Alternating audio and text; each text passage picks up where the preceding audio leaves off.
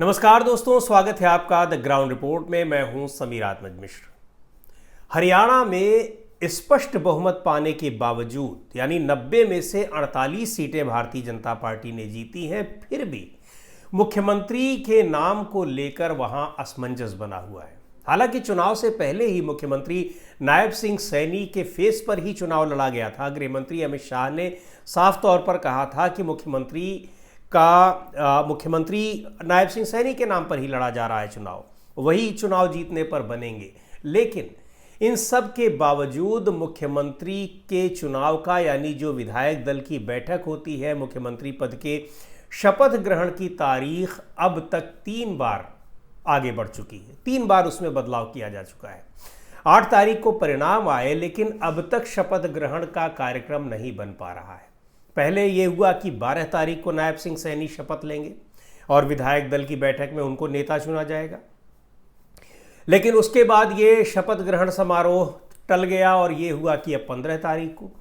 लेकिन अब तीसरी बार टलकर बताया गया है कि 17 तारीख को यानी 17 अक्टूबर को नायब सिंह सैनी शपथ लेंगे, मुख्यमंत्री पद की शपथ लेंगे।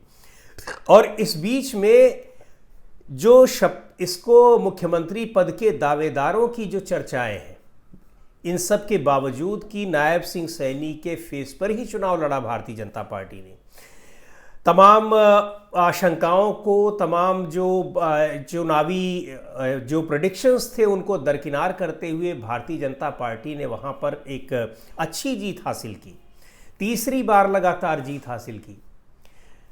लेकिन मुख्यमंत्री के और भी जो दावेदार दिखाई पड़ रहे हैं और उनके बीच में जो हलचल मची हुई है, दावेदारी अपनी मजबूती के साथ रख रहे हैं, पार्टी के भीतर भी हलचल चल रही है, विधायकों के भीतर भी चल रही है, उन सब को देखते हुए बार बार ये शपथ ग्रहण की तारीख टाली जा रही है। और दूसरी ओर विधायक दल की बैठक के लिए अब इसीलिए पार्टी के जो शीर्ष नेताओं में से एक गृह मंत्री अमित शाह, अब उनको भेजा जा रहा है 16 तारीख को, जो वहां पर जिनके सामने विधायक दल का नेता चुना जाएगा, यानी विधायकों की बैठक होगी और उसमें नेता चुना जाएगा। अब नायब सिंह सैनी को ही चुना जाता है या फिर किसी और को चुना जाता है, लेकिन जाहिर सी बात है कि उसमें पहली दावेदारी तो नायब सिंह सैनी की ही है।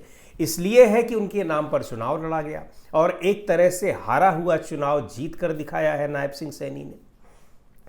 प्रधानमंत्री नरेंद्र मोदी भी वहां चुनाव प्रचार करने बहुत बेमन से गए। महज उन्होंने 4 रैलियां की, 3 दिन पहले ही चुनाव मैदान छोड़कर भाग आए, फिर भी नायब सिंह सैनी ने जीत दिलाई है वहां भारतीय जनता पार्टी को। तो दावेदारी उनकी बनती है, लेकिन चूंकि कई दावेदार वहां अपनी दावेदारी को और मजबूती से रख रहे हैं और उनके दावे के पीछे तर्क भी है, तो इसलिए इस चीज़ को, इस संकट को टालने के लिए, इस विवाद को हल करने के लिए गृह मंत्री अमित शाह को वहां भेजा जा रहा है। कल पार्टी की ओर से जारी किया गया कि वहां जो पर्यवेक्षक के तौर पर गृह मंत्री अमित शाह है और मध्य प्रदेश के मुख्यमंत्री मोहन यादव, इन दोनों लोगों को वहां पर्यवेक्षक के तौर पर भेजा जा रहा है। गृह मंत्री अमित शाह तो पार्टी के बड़े नेता हैं, शीर्ष नेता हैं। शीर्ष नेताओं में जो पूरी पार्टी और पूरी सरकार चलाते हैं 2 ही नेता हैं, प्रधानमंत्री नरेंद्र मोदी और गृह मंत्री अमित शाह। अब प्रधानमंत्री खुद तो पर्यवेक्षक बनकर जा नहीं सकते थे, इसलिए जो नंबर 2 के नेता हैं गृह मंत्री अमित शाह, उनको भेजा जा रहा है।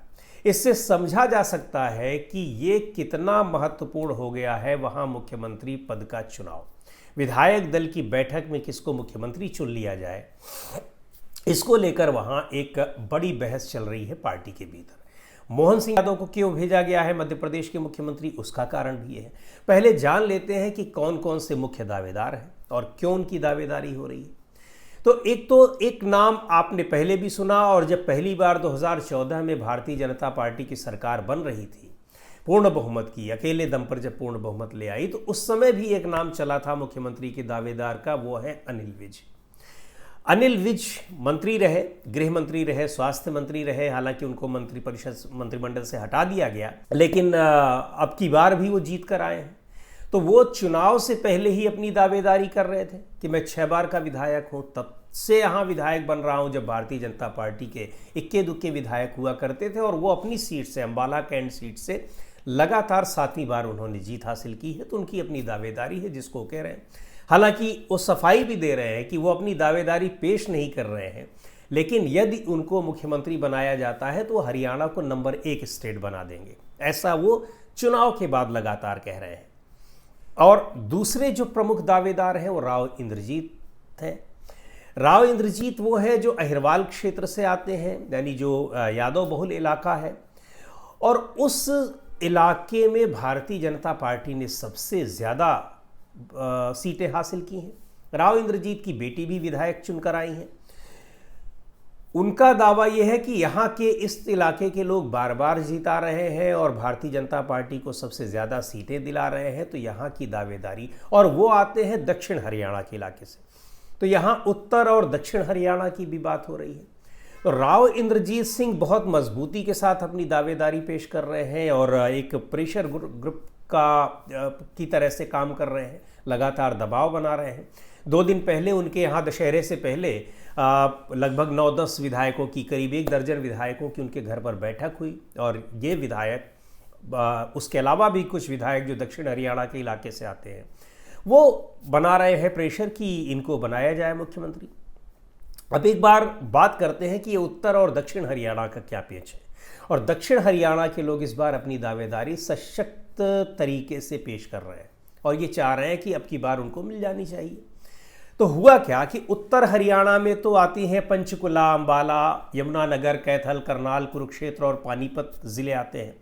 यहाँ कुल इन पूरे इलाकों में 27 विधानसभा सीटें हैं, और बीजेपी को 27 में से इस बार 14 सीटों पर जीत हासिल हुई।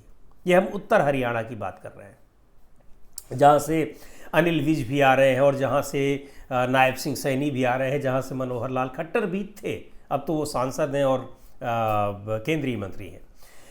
2014 के विधानसभा चुनाव में यहाँ पर जो 47 सीटों पर जीत मिली थी भारतीय जनता पार्टी को, कुल 47 सीटों पर, इस बार तो 48 सीटें मिली हैं, लेकिन 2014 में 47 सीटें मिली थी, तो और पहली बार इनको पूर्ण बहुमत मिला था। उस समय यहाँ पर उत्तर हरियाणा में 22 विधायक जीते थे इनके, यानी 27 में से 22 सीटें 2014 में। इस बार 14 सीटें जीते हैं, लेकिन 2019 में पार्टी को 8 सीटों का नुकसान हुआ और 14 सीटें जीत पाई। तो जब 2014 में 22 सीटें जीती थी तो मनोहर लाल खट्टर इसी क्षेत्र से आते थे, उनको मुख्यमंत्री बनाया गया। तो ये हुआ भाई उस इलाके से ज़्यादा सीटें जीती गई हैं तो इनको, खट्टर को बनाया जा रहा है, और चूंकि वो प्रधानमंत्री नरेंद्र मोदी के मित्र हैं और बाकी ये सारे फैक्टर्स उनके फेवर में थे। लेकिन 2019 में चुनाव, एक तो भारतीय जनता पार्टी की कुल सीटें भी कम आईं, महज 40 सीटें आईं, और दूसरी ओर इस इलाके में 8 सीटें कम हो गईं मनोहर लाल खट्टर में। और मनोहर लाल खट्टर को लेकर नाराज़गी इतनी ज़्यादा थी कि आपको पता है कि 6 महीने पहले मुख्यमंत्री बदलना पड़ा, नायब सिंह सैनी को लाया गया।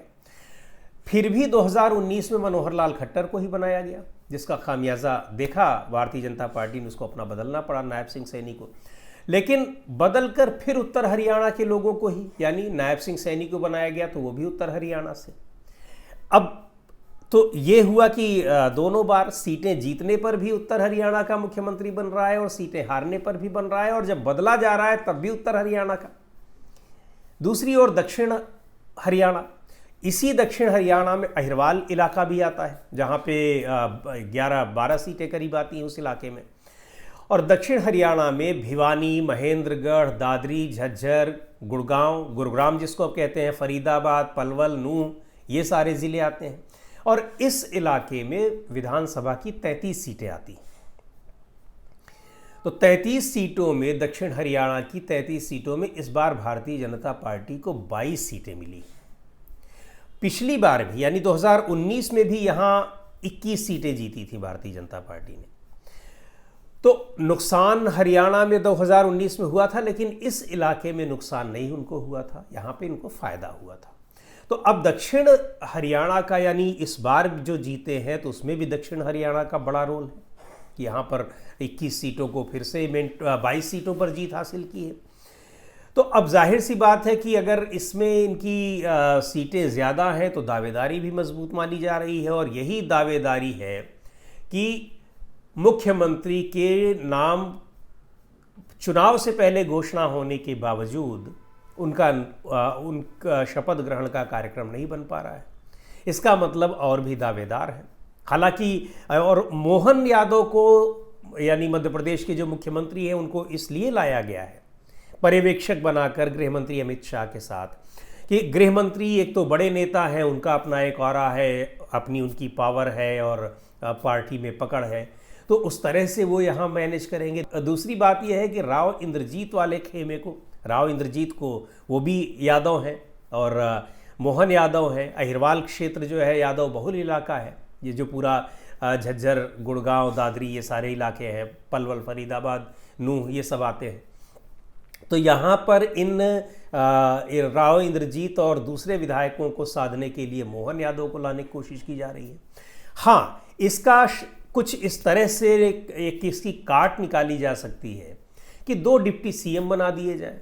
जो और दावेदार हैं, चाहे अनिल विज को भी एक डिप्टी सीएम बना दिया जाए और राव इंद्रजीत की बेटी को डिप्टी सीएम बना दिया जाए।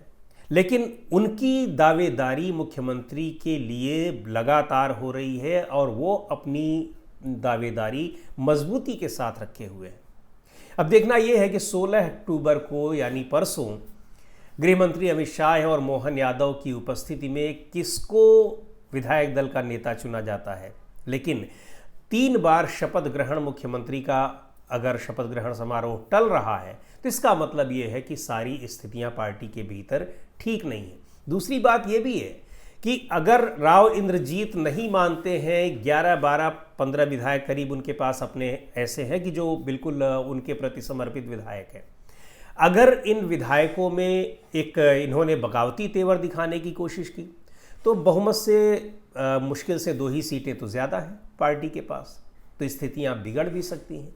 जाहिर सी बात है कि इन सारी स्थितियों को देखते हुए सबको संतुष्ट करना मुश्किल तो होगा, लेकिन करना पड़ेगा, मजबूरी भी है, क्योंकि बहुमत का आंकड़ा ज़रूर मिला है लेकिन आंकड़े से बहुत ज़्यादा सीटें नहीं हैं। तो दोस्तों, आज की इस वीडियो में इतना ही। अगले वीडियो में फिर मिलेंगे एक नए विषय के साथ, एक नए मुद्दे के साथ। द ग्राउंड रिपोर्ट के यूट्यूब चैनल को आपने अब तक सब्सक्राइब न किया हो तो ज़रूर कर लें। हमारे वीडियोज़ को लाइक करें, शेयर करें और अपने सुझाव भी हमें ज़रूर भेजें।